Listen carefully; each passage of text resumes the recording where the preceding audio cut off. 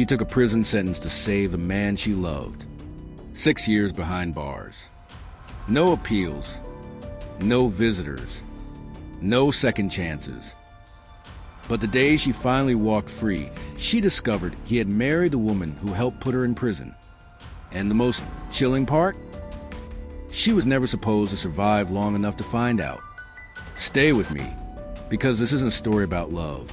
It's about how loyalty became a death sentence. It was 2009 in Briarwood, Ohio, a town so small and peaceful that most people still trusted their neighbors without hesitation. The kind of place where folks left their doors unlocked during the day, and news traveled slow enough to feel almost gentle. But beneath that quiet surface, things were about to change.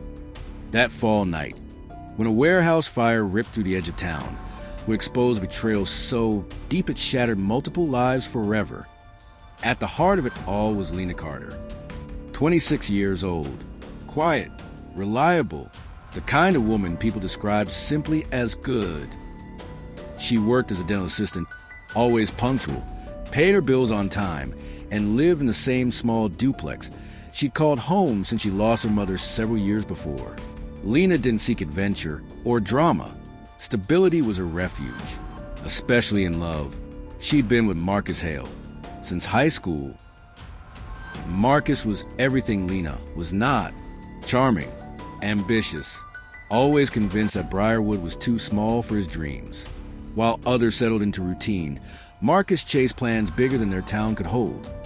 Lena believed in him the way only deeply loyal people can, without question, without hesitation. When Marcus told her he'd started working late shifts at a logistics warehouse on the outskirts of Briarwood, Lena didn't ask why. She didn't question the odd hours or the sudden cash that seemed to flow more easily than before. Because love doesn't interrogate. Love trusts. But sometimes that trust is weaponized. It was just after 11 p.m. on a cold October evening when Lena's phone rang. Marcus's voice was urgent, tight, almost desperate. "Babe, I need you. Right now. Please." There was no time for questions. No hesitation. Lena grabbed her keys and drove into the dark. The warehouse was isolated. Floodlights flickered over cracked gravel. The hum of distant traffic faded as she pulled closer. Marcus paced near the loading dock. His hoodie was smeared with something dark and sticky. His hands shook. "What's going on?" she asked. Before Marcus could answer, a violent explosion ripped through the building. The ground shook beneath the car. Flames shot into the night sky. The heat rolled toward him like a wave. Sirens began to scream in the distance. Marcus yanked open the car door. "Drive. Now." Lena obeyed. By morning, the warehouse was a burnout husk. One man was dead. The fire was ruled intentional. Accelerants had been poured. Surveillance footage revealed a chilling detail. Lena's car leaving the scene minutes before the explosion. Police knocked on her door before sunrise. The question started calmly. Where had she been that night? Why was her car near the warehouse? Why did her phone ping a cell tower nearby during the fire? Lena told the truth. She said she'd gone to pick up Marcus. She didn't know about any fire. She had never met the man who died. Marcus told a different story. He claimed they'd argued, that Lena had left angry, and that he wasn't at the warehouse when the fire started. But his timeline kept shifting. Still, during questioning, he cried. He insisted he loved Lena and couldn't believe she'd do something so terrible. Prosecutors wanted a conviction. They needed someone to pay, and Lena was the perfect target. She was charged with felony murder and arson. Marcus? Never charged. After 9 hours of interrogation, Lena was exhausted and terrified. When she finally saw a public defender, she clung to one hope. Marcus visited her in holding. He took her hands through the glass, his voice cracking. "They're trying to pin this on you," he whispered. "But if you tell them the truth, that you were there for me, they might understand." Then he said something that would haunt her for years. "If I go down for this, my life is over." Weeks later, Lena was offered a deal. If she pled guilty, Marcus would walk free. No charges filed against him due to insufficient evidence. She'd get 8 years with possible parole. If she refused, prosecutors would pursue life without parole. That night, alone in her cell, Lena replayed every moment, every promise Marcus had made. Was this what love demanded, or was she being erased? The next morning, she accepted the plea. In court, Marcus cried as Lena stood before the judge. He mouthed, "I love you," but the judge didn't see devotion. He saw guilt. "You are a danger to society," he said, sentencing her to 8 years in state prison. As the heavy prison gates slammed shut behind her, Lena held on to one desperate belief. Marcus would wait. But no one warned her. While Lena began counting days in a cage, Marcus was already planning a life where she didn't exist. And what investigators would uncover years later would reveal a horrifying truth. Lena wasn't just betrayed. She was never meant to make it out alive. So here's the question for you. How far would you go for the person you love before realizing you were never meant to make it out alive? Because what happens next is the real nightmare. Soon, you will know what Lena found out after prison, who Marcus really was, and how the woman who helped send her to jail became part of his new life. Like, comment, and subscribe if you are yet to. While Lena Carter served her sentence behind cold prison walls, the man she sacrificed everything for was living a new life, one she wasn't invited to. Marcus Hale had vanished from her world. No visits, no letters, no calls, just silence. Prison is a place that teaches you quickly who matters and who doesn't. For Lena, it became painfully clear that Marcus had joined the latter. The first few months, she clung to hope. She waited every week, watching the visitors list. Marcus's name never appeared. She replayed their past, the promises, the whispered dreams, and wondered where everything had gone wrong. Why had he abandoned her? Then, 3 years into her sentence, an unexpected blow landed. During a routine lunch break, a corrections officer slid a magazine across the metal table toward her. "Thought you might want this," he said quietly, avoiding her eyes. On the cover was a photograph she'd never imagined seeing again. Marcus, smiling.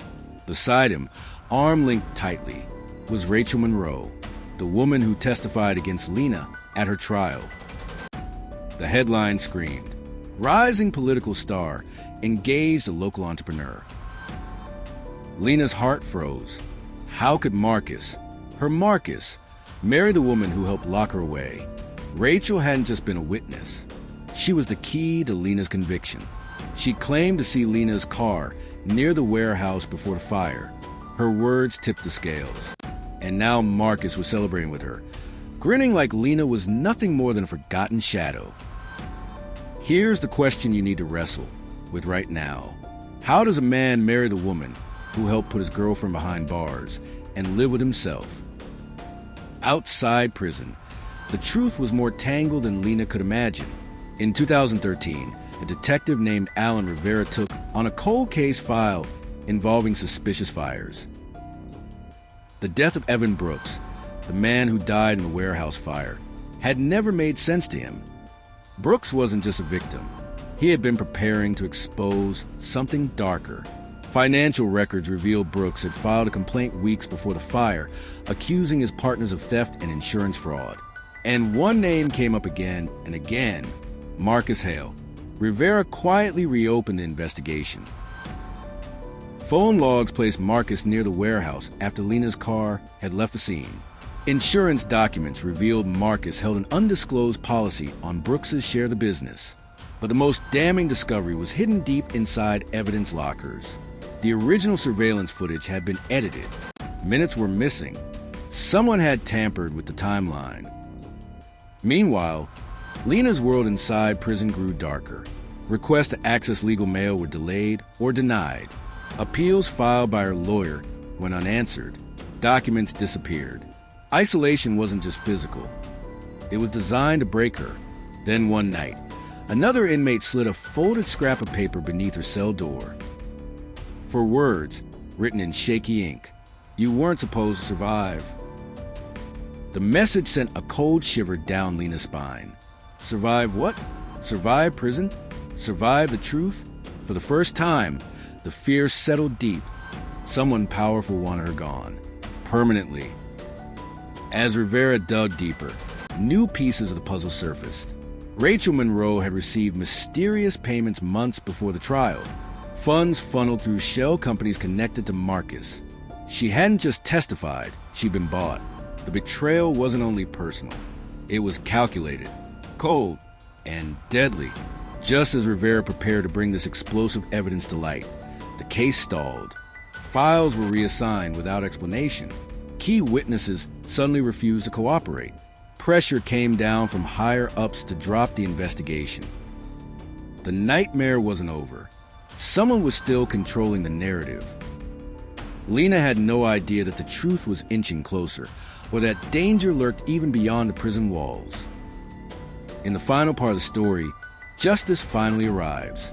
But at what cost? The arrest, the courtroom showdown, and a moment that will change Lena's life forever. Please like, comment, and subscribe now, because this story is far from over.